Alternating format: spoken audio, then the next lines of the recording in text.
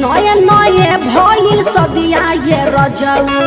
देला तू जगह दरदिया ये रजऊ नये नये भइल सदिया ये रजऊ देला तू जगह दरदिया ये रजऊ बानी बड़ी परेशानी में मर्द के दर्द सह के पड़ी रानी हो पहिला उठानी में सुहाग के रतिया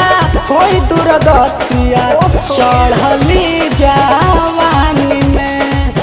चढ़ली जवानी में चढ़ली जवानी में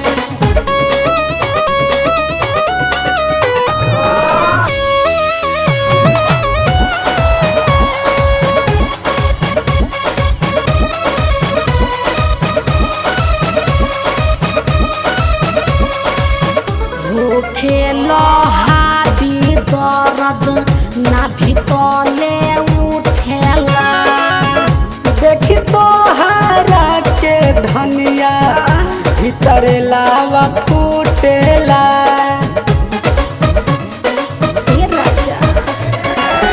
हो खेलो हाथी दर्द ना भीतले उठेला देखी तो हरा के धनिया भीतर लावा फूटेला माथा हमार बाटे पागल ये पिया काहे बनी हमसे लागल ये पिया जाई ना सूते दलानी में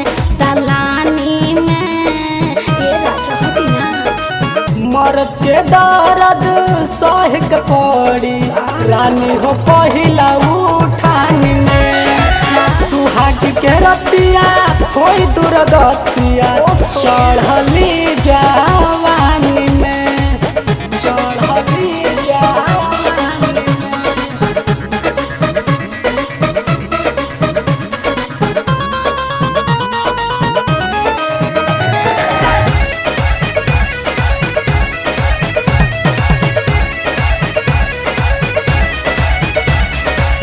नस दिहला नए हमार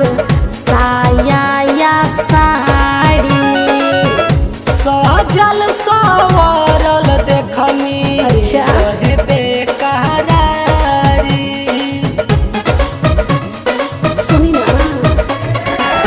नस दिहला नए हमार साया या साड़ी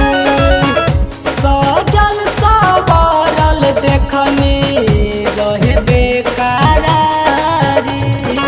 शुभ दयाल बात मान ये पिया ऐसे ना मोर धड़काव तुझिया संदीप देखली नादानी में अरे बात बुझी ना मर्द के दर्द सह के पड़ी